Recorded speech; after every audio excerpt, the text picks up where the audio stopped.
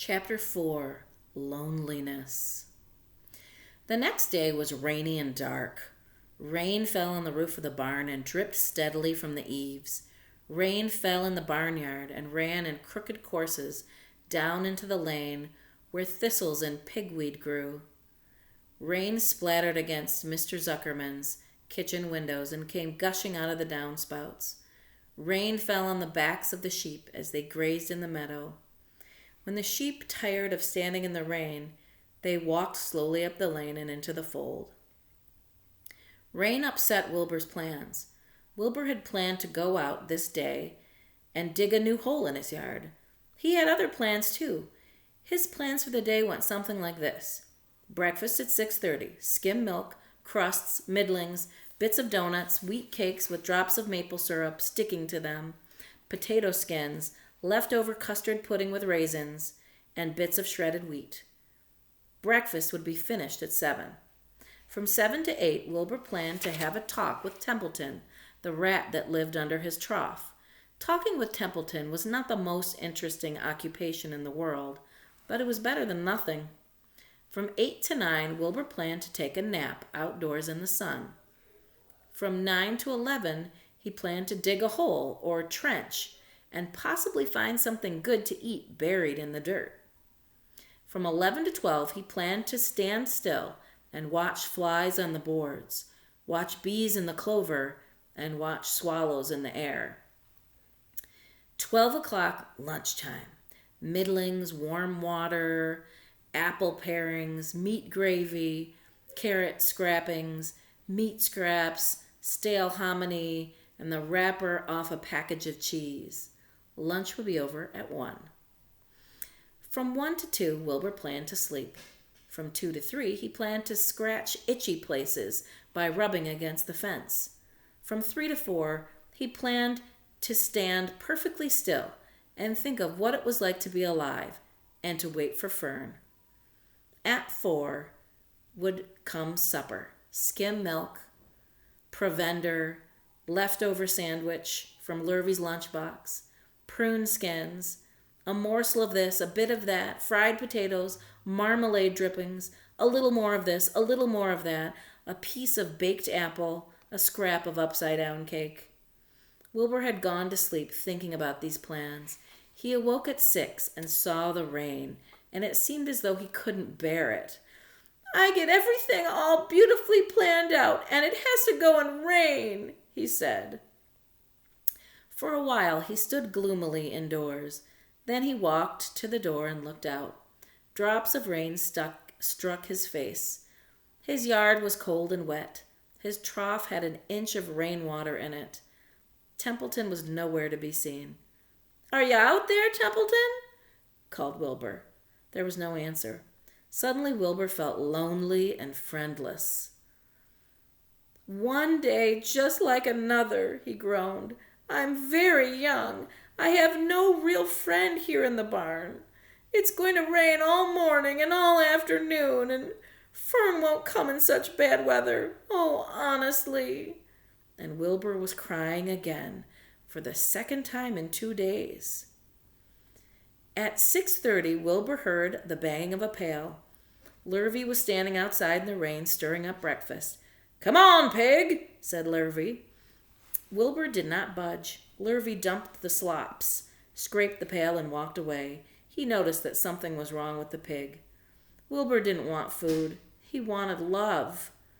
He wanted a friend, someone who would play with him. He mentioned this to the goose, who was sitting quietly in the corner of the sheepfold. "Will you come over and play with me?" he asked. "Sorry, sonny, sorry," said the goose. "I'm sitting on my eggs, 8 of them. Got to keep them toasty-oasty warm. I have to stay right here. I'm no flibberty-ibbity-gibbet. I do not play when there are eggs to hatch. I'm expecting goslings." "Well, I didn't think you were expecting woodpeckers," said Wilbur bitterly. Wilbur next tried one of the lambs. "Will you please play with me?" he asked. "Certainly not," said the lamb. "In the first place, I cannot get into your pen, as I am not old enough to jump over the fence. In the second place, I am not interested in pigs. Pigs mean less than nothing to me." "What do you mean, less than nothing?" replied Wilbur. "I don't think there is anything such as less than nothing. Nothing is absolutely the limit of nothingness. It's the lowest you can go. It's the end of the line. How can something be less than nothing? If there were something that was less than nothing, then nothing wouldn't be nothing. It would be something, even though it's just a very little bit of something. But if nothing is nothing, then nothing has nothing that it is less than it is, that is less than it is." "Oh, be quiet," said the lamb. "Go play by yourself. I don't play with pigs." Sadly, Wilbur lay down and listened to the rain. Soon he saw the rat climbing down a slanting board that he used as the stairway. "Will you play with me, Templeton?" asked Wilbur. "Play?" said Templeton, twirling his whiskers. "Play? I hardly know the meaning of the word." "Well," said Wilbur, it means to have fun, to frolic, to run and skip and make merry." "I never do those things if I can avoid them," replied the rat sourly. "I prefer to spend my time eating, gnawing, spying, and hiding. I am a glutton, but not a merrymaker. Right now, I'm on my way to your trough to eat your breakfast, since you haven't got the sense to eat it yourself."